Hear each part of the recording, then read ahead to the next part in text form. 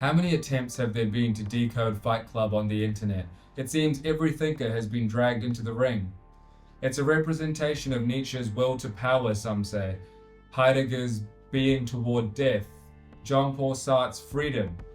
Fight Club is what happens when Carl Jung's shadow is left ignored, or it's Freud's repressed instinct bursting through animalistically through the id. Personally, I feel the most revealing reading doesn't come out of existentialism or isn't a psychological take. It comes out of media theory and the world of simulacra and simulation.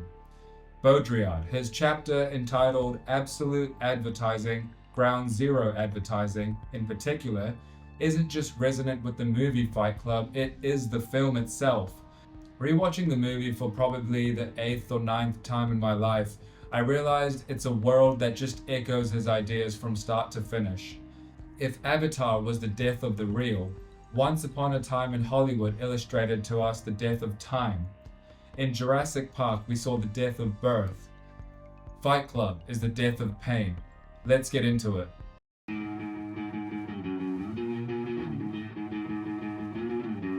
It's not just that advertising is everywhere. We know that already, we can see that. It's that everything talks, looks, and acts like an ad now. Today, what we're experiencing is the absorption of all virtual modes of expression into that of advertising. All original cultural forms, all determined languages are absorbed in advertising because it has no depth. It is instantaneous and instantaneously forgotten. Who are you? Gang, meet Greendale's newest student, Subway. Your name is Subway. Yep. Using a groundbreaking but surprisingly legal process known as corpohumanization, real people such as myself are now allowed to represent the collective humanity of business owners. I have contractually waived my birth identity and am now a man and student named Subway. This example from the TV show Community is Baudrillard's classic hiding in plain sight observation. There's plenty of discussion already about Baudrillard's infamous Disneyland example and its relation to hyperreality, so I won't get into it here. But this general corpo-humanization Subway example is another epitome of that. It's a parody of what's really going on, cloaked with a realistic, everyday scenario to illustrate by contrast how absurd corpo-humanization would look if you were met with it. This cleverly, however, disguises the systemic and entrenched nature of it and gives us the assurance of the fact that if we were to encounter an antagonistic force, we could denigrate it. But more to the point, we convince ourselves we could even distinguish it from non-antagonistic forces. What Baudrillard is getting at here is a fundamental question of existence itself. How does being reveal itself? Who immediately comes to mind when you utter the word being is a fellow named Martin Heidegger. So I'm going to diverge here and talk briefly about him. There's significant overlap in the conclusion attained, but differences in how he approaches this idea of the reveal, or unconcealment as he calls it. In his 1954 essay, The Question Concerning Technology, Heidegger speaks about his idea of the standing reserve. To me, Baudrillard, in Simulacra and Simulation, is taking Heidegger's idea from 27 years ago to new depths, or new heights. Let's look first at what Heidegger reckons. Everywhere, everything is ordered to stand by, to be immediately on hand. Indeed, to stand there just so that it may be on call for a further ordering. Whatever is ordered about in this way has its own standing. We call it the standing reserve. The word expresses here something more, and something more essential than mere stock. The word standing reserve assumes the rank of an inclusive rubric. It designates nothing less than the way in which everything presences that is wrought upon by the revealing that challenges. Whatever stands by in the sense of standing reserve no longer stands over against us as object. So, first and foremost, the standing reserve isn't just a warehouse of things that are just ever ready for human usage. That's just how it appears, and that is a subset of what he's talking about. But the standing reserve, more to the point, is the condition under which everything now appears. To me, the last line in the paragraph is the killer. Whatever stands by in the sense of standing reserve no longer stands over against us as object. Objecthood itself is gone. It's a relic of a bygone era. Things don't confront us now with their own essence. They're intelligible to us. They present themselves to us, but only in terms of availability. The world appears to us technologically. Now, Heidegger defines technology in his own way, and in classic philosopher fashion, he tells us that everything presented up to the time of his writing has been absolute rubbish. But for him, being, just keep a note of this, being is revealed technologically. The revealing that rules throughout modern technology has the character of a setting upon, in the sense of a challenging forth. Such challenging happens in that the energy concealed in nature is unlocked. What is unlocked is transformed. What is transformed is stored up. What is stored up is in turn distributed, and what is distributed is switched about ever anew. The river is viewed as hydroelectric potential. The forest acts as lumber supply. It's what it most is. Humans themselves, too, have not been spared. How do you effectively manage and regulate and dictate the behavior of large groups of humans? Through having a department named Human Resources, of course. For both these thinkers, they're less concerned about the moralities associated with it and more about the implications going forward for posterity. What does it mean for us to look around calculatedly at everything as inventory, as a tool? If we too aren't spared, then aren't we also inventory and tools? Aren't we just tools looking around for tools? So how does Baudrillard stretch this idea in the digital age and through the lens of simulation theory? Now, everything isn't simply usable the way Heidegger described previously. It's not just a utility, although that was bad enough. Now everything that is usable must also be marketable. No longer just resource, but sign value. No longer just ready for use, but ready for representation. So while Heidegger speaks to us about extracting things from nature, Baudrillard speaks about exposing nature. But back to the movie at hand, every item the narrator owns in Fight Club, right from the get-go, is beyond utility, and they're really explicit about this in the film as well. It would be sick enough if he was just an impulsive hedonist, simply satiating his every desire like an animal. But the IKEA furniture that they talk about that he buys isn't even needed, and he says that. And how's that for a thought, by the way? Working to the bone and not being compensated for it.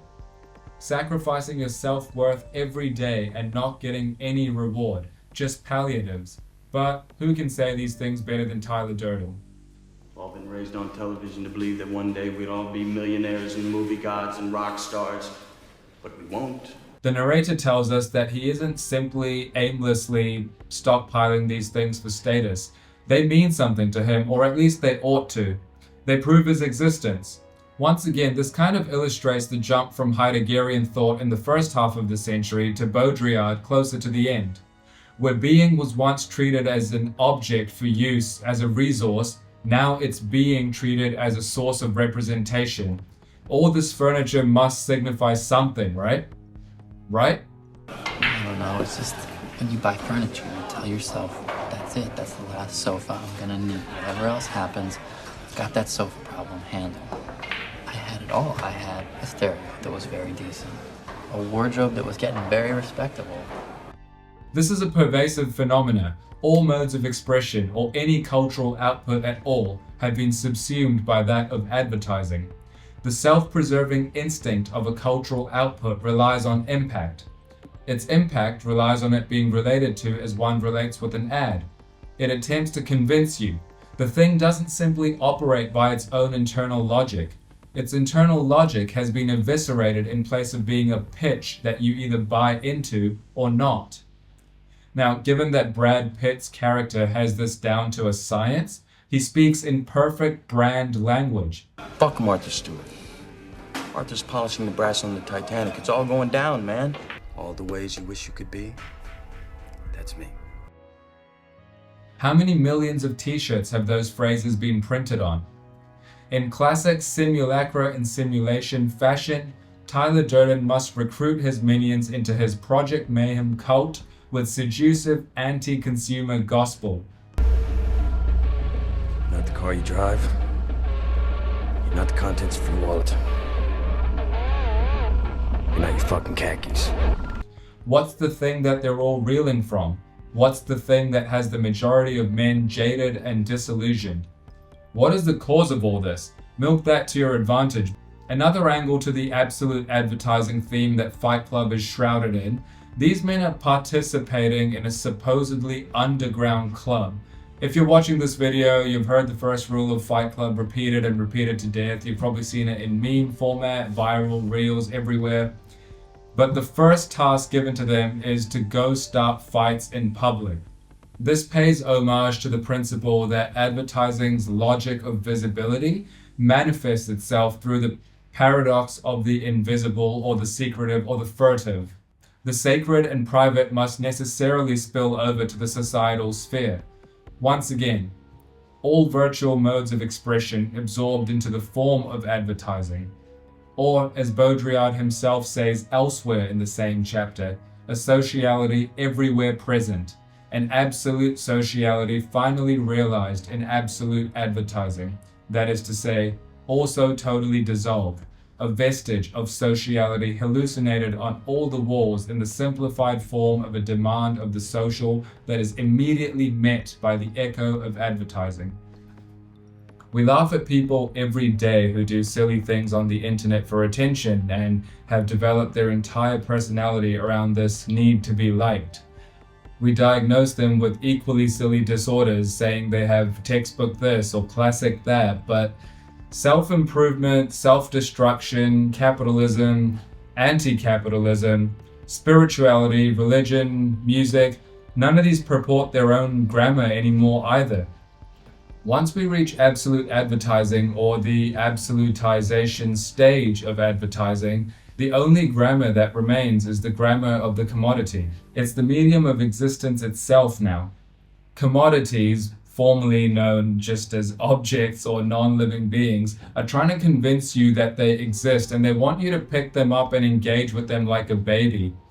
Their sole existence is the desire for engagement, actually. Again, when I say the word engagement, your mind automatically goes to views and likes and subscribers, but I'm using the word ontologically here. When you engage in advertise speak, your form proliferates with ease. And we know this more generally, right? Like people gravitate to whatever is easiest, whatever is unhealthiest and offers them the path of least resistance. Think of how quickly Project Mayhem takes off and the disillusioned men in Fight Club gain a home, a so-called masculine community that they were yearning for.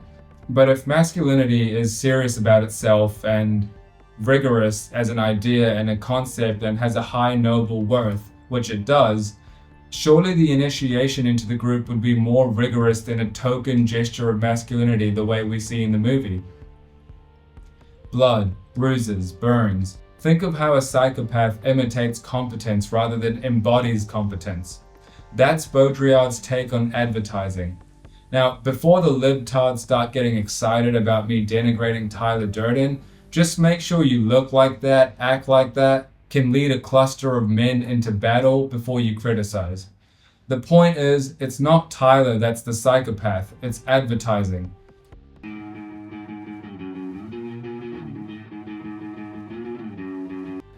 Okay, so how does this move toward absolute advertising take place? What did a world pre-absolute advertising even look like? What comes to mind when you hear the word commodity? Likely things like material, economic, or utilitarian. Ideas are communicated through language. One thing that they can communicate is objects of commerce. One way to look at a world enmeshed in absolute advertising is that that separation ceases to exist. The form of the language that once communicated the idea is now the commodity. No separation, no mediation. Fight Club is the quintessential allegory of this fusion. So what's the form of this language fusion? On the surface, the answer is simple. It's anything that's catchy, glamorous. It's signs that are short, repeatable, consumable, and to use the buzzword of 2025, have aura. The first rule of Fight Club is you do not talk about Fight Club. The second rule of Fight Club is you do not talk about Fight Club. Gotta love it, right? Even on the 1000th listen, it's just as good. But by the time these unwitting sheep reach the climax of their heralded Project Mayhem, the viewer realizes as he's watching that the extent of the grip that the machine holds over the individual is just heightening. The rebellion has become a franchise. The symbolic has collapsed into, in this case, the semiotic. But the semiotic layer doesn't offer us any respite either. If Baudrillard is depicting how language has been infiltrated and molded, another thinker from the earlier part of the century speaks about the freight train headed our way slightly differently, in a different way, but a freight train nonetheless. Language is fundamentally detached. The champion himself, Wittgenstein. In the Tractatus, Wittgenstein covers a vast amount of philosophical ground. For him, in language, correspondence and reference are non-negotiables. The nexus of meaning is to be found in basic names that refer to simple objects. So when we say the cup is on the table, the cup is an object, the table is an object, and the phrase is on the describes their spatial relation. So that all tracks easily enough and makes intuitive sense, but it wouldn't make sense if the only things that language allowed us to speak about were as unsophisticated as this. And that's not what Wittgenstein is saying anyway. So elsewhere in the Tractatus, he does clarify, it must be possible to analyze propositions into simple signs. Otherwise, sense would be indeterminate. So complex sentences can be used as long as they bottom out with what he calls determinate mapping. So it has to involve simple objects and names somewhere. So take the cup and table example lightly because I'm just doing a Wittgenstein 101 here. Because he actually would say that when we say that this is a cup, we're not actually saying what it is. We're not saying what the cup is. We're actually saying how it is. The cup isn't what it is. The cup is how it is. So take, for example, the statement, the government is corrupt. Instead of the cup, now the object is the government. It's a little harder to point to, right? We can point at either the parliament building, a politician, a piece of paper that is legislation, and all would kind of sort of partially be right, but not really. But as long as the word government is reducible to definite relations at bottom between simple elements, each with their own stable identity, it's still understandable, and so this isn't as difficult as it gets. And it actually follows Wittgenstein's golden rule, so it paints a possible state of affairs. So for Wittgenstein, the point isn't simplicity of content, but simplicity of structure. But moving on. Think about how in ordinary language we use the word is. Wittgenstein claims that we use it with multiple modes of signification. So the first is called the copula. The tree is green. It acts as the connecting word. We aren't saying that the tree is identical to the color green, but we are saying that it is green. The second way that we use the word is to indicate equality. So green is blue and yellow mixed. Green is literally equal to blue plus yellow. So it indicates an equality. There's a literal equal sign. Another way that we use the word is to express existence. There is a building. Now here it ties into what we're actually talking about with Fight Club, and this wasn't just a needless tangent. So for Wittgenstein, most of the stupidities in the history of philosophy, and by extension our lives as we study reality, knowledge, and the world, come from confusions and misunderstandings. That's his big mojo, that's his MO. So why is it that we're even able to ask grammatically nonsensical questions like, does God exist? How many billions of people have existed throughout history on this planet that have just completely torn themselves to shreds answering stupid questions like this? Wittgenstein's point here is that just because something has syntactic sense doesn't mean it has semantic sense. You're being duped by simulation, or truer to his vernacular, grammatical illusion. You're experiencing a facsimile of meaning, not the real thing when you debate questions like, does God exist? So what even is the role and usage of language in a world where it is impossible to have one sign correspond with one mode of signification? One sign can be an image, a commodity, an affect, data, all simultaneously. If the polarity is between simple and composite, aren't we living in a world of pure composites? So misappropriation produces what Wittgenstein calls nonsense, but nonsense in turn produces economic value. And advertising is like the phoenix that rises out of the ashes of nonsense. In Baudrillard's world, as long as signs constantly refer only to each other and have no anchor or determinacy, meaning, quote unquote, continues to be produced by the system. Think again about questions like, does God exist? The fuel for advertising, literally its energy source, is exactly these types of pseudo-propositions. Even more informally, people report to have profound experiences all the time, and then they say stuff like, you had to be there, I can't describe it. Language fails to recapture the fullness of experience, and I don't disagree with any of that, and all that's great, but that's not because their proclaimed experience was deep. That's not why language is unable to recapture it. It's because language by design is for mapping relations, not for living or reliving sensations. That's absurd. But leave that for now. I'll do a full video on the Tractatus in the near future, and I'm more excited to talk about Fight Club anyway. You broke your promise. What is a smartphone in the 2020s? Is it a way to be creative, or a way to connect with friends and family, or a way to have your downtime at the end of the day? Or is it for status to lord over others that have a slightly cheaper smartphone? Or is it to store data? Yes, is the answer. The narrator in Fight Club nails the world of absolute advertising when describing his apartment. The longer this guy talks, the longer he names things, the less we actually know about the contents of his apartment. Or, as Baudrillard's classic definition of hyperreality goes, a representation without a referent. But this only makes sense the way Baudrillard himself places it, as the last stage of simulation. Previously, there had to have been the image that reflects a profound reality.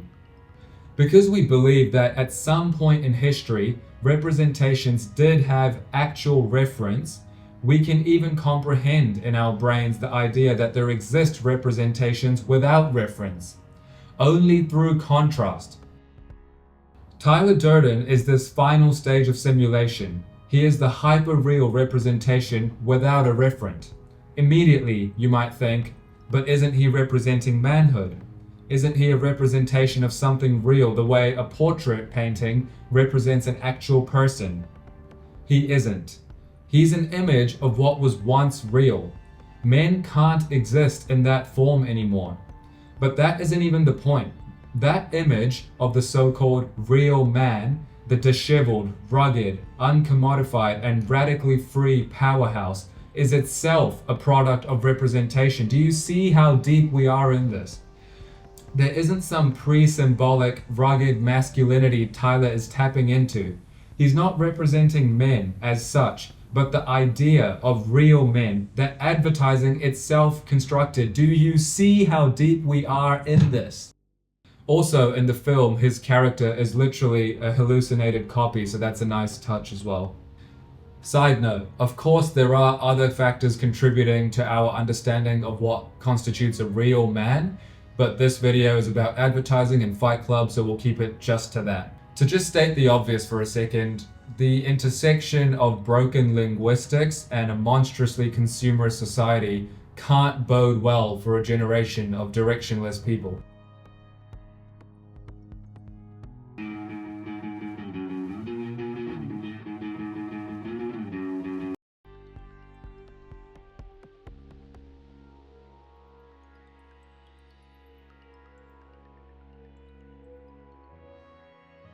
The goal of advertising isn't even to seduce you anymore. Advertising knows that in the age of mass information where you're being bombarded from every corner of culture by something or the other, it can't really persuade you to do anything. Because of information overload and other reasons, you can't give something more than 6 seconds of your time anyway, so why would it try to refine its argument? Refining takes effort takes patience, and patience, you need time, which we don't have. So advertising's goal now is simply to just endlessly circulate. Late-stage capitalism is such that everything is exciting in tone, but numb in effect.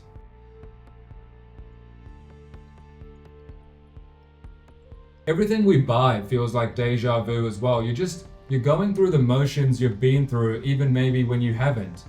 It isn't even fun to give in to the temptation of the billboard anymore. Remember when you were a kid and you'd eat junk food occasionally as a treat? It used to be a fun outing you'd actually look forward to. But now you just order Uber Eats to your house and eat 3 people's worth of food by yourself, bent over the sink like a rodent. Last night I ordered a pizza by myself and I ate it over the sink like a rat. Nothing is differentiable from another thing. Everything is interchangeable. Another way to look at it is that advertising no longer has structure. It's just a storm of fragments barraging at you. A flurry of quick cuts, like Tyler Durden flashing in the corner of your screen. Buzzwords, pop-ups that have no through line as such between them. Disconnectedness fills your perceptual space. But a contradiction does present itself here. If advertising is so everywhere that we can't differentiate one piece of it from another, isn't that to its own detriment? Can something being omnipresent be good for the thing? They get so famous in America, it's not even fun anymore. It's not even fun. The Kardashians are so famous now, they don't even have fans anymore. No one even likes them. They're just there. They're fixtures. They just exist. Baudrillard writes, "This defines the limits of advertising's current power and the conditions of its disappearance, since today advertising is no longer a stake. It has both entered into our customs and at the same time escaped the social and moral dramaturgy that it still represented 20 years ago. So, if it's no longer a stake, it no longer seduces, it no longer provokes or persuades, have we defeated absolute advertising? Absolutely not. Ground zero. If absolute advertising was the complete absorption of all other forms of meaning into itself, then ground zero advertising is its culmination. It's not invisible. It's the backdrop for existence itself. It's the glasses you look through that you constantly forget that you're wearing. And here lies Baudrillard's irony. The victory is really a death. If you've seen my other videos on simulacra and simulation, this is a repeating theme throughout his work. We are now in advertising's terminal state. You can't oppose it. There is no drama. Put succinctly, it's not the villain anymore, it's the weather. Advertising disappears as a practice, but not as an operation. In Baudrillard land, a system wins when it totalizes and becomes the condition itself. So what does this mean for the contemporary consumer? Is he no longer swayed by advertising? It's worse. He now buys advertising as a reflex. It's turned into motor memory. Limbic system entirely hijacked. Circuits being fed. The consumer's purchase now has nothing to do with his internal desire. Oh yeah, I totally forgot. I added that to my cart before when I was online shopping. Why'd you add something to your cart that wasn't essential to your life? But what's the way out of this? Is there even one? The slogan, "Tomorrow I work," accompanied by a smile formerly reserved for leisure time. I don't know if you guys are old enough to remember this, but we used to smile. We once smiled spontaneously.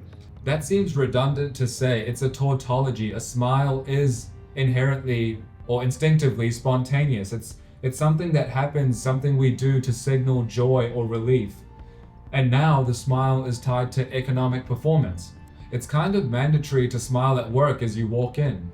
That's assuming you even have a job in 2025. You start at the application stage, convincing your to-be employer that you're actually a bubbly, resilient person who thrives under pressure and lives for deadlines. Somehow, you're successful. You stumble into the interview. You nod along eagerly to questions like, are you excited to sell insurance? Or are you a person who can maintain a positive attitude in stressful times? So human resources ask you their list of senseless questions. You, the clown sitting on the chair opposite them, give them your scripted, senseless answers, and then your life simultaneously begins and ends. Looking back, you yourself can't figure out how much of what you said was sincere and how much was just parody or system talk. It is not by chance that advertising, after having, for a long time, carried an implicit ultimatum of an economic kind, fundamentally saying and repeating incessantly, I buy, I consume, I take pleasure, today repeats in other forms, I vote, I participate, I am present, I am concerned. Mirror of a paradoxical mockery, mirror of the indifference of all public signification. With the over-medication, self-diagnosis, and level of stimulus, our modern world feels closer to Brave New World than it does to 1984. Baudrillard comments in one of the final paragraphs in Absolute Advertising, Ground Zero Advertising. Disaffected, but saturated. Desensitized, but ready to crack. Numbness, lack of sensitivity, overstimulation, overexposure, all of these appear to be the order of the day. Or, as the narrator in the film describes it, When you have insomnia, you're never really asleep, and you're never really awake. I couldn't sleep. With insomnia, nothing's real, our way. Everything's a copy of a copy of a copy. Neil Postman actually does a terrific job describing the limits of a medium and its tethering to its age in his book, Amusing Ourselves to Death. One of Baudrillard's closing remarks is on the city of Las Vegas.